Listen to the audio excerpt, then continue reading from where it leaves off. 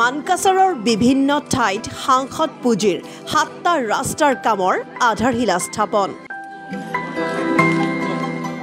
দক্ষিণ হালমাৰা মানকাছাৰ জিলাৰ মানকাছাৰ সমষ্টিৰ বিভিন্ন গাঁৱত আজি সাংসদ পুঁজিৰ পৰা 7টা ৰাস্তাৰ কামৰ শুভ উদ্বোধন কৰা হয়। মানকাছাৰৰ বিধায়ক আমিনুল ইছলামে ৰাস্তা কেইটাৰ কামৰ আধাৰশিলা স্থাপন কৰে।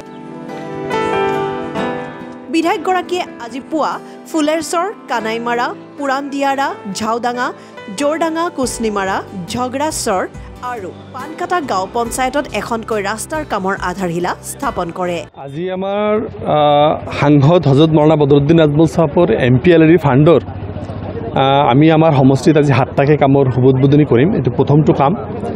বিভিন্ন উন্নয়নমূলক কাম আগত যিখিনি হৈছিল এতিয়াও হৈ আছে। তো আজি 7টা আমি এইফালে কৰিম আৰু শালমাৰাৰ ফালে 5টা আছে। এই 7, 5, 13টা কাম আজি আমাৰ উদ্বোধন হ'ব।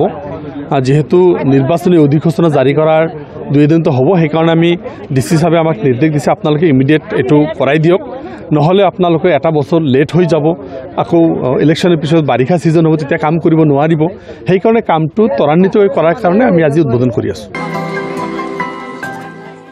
News desk report M news.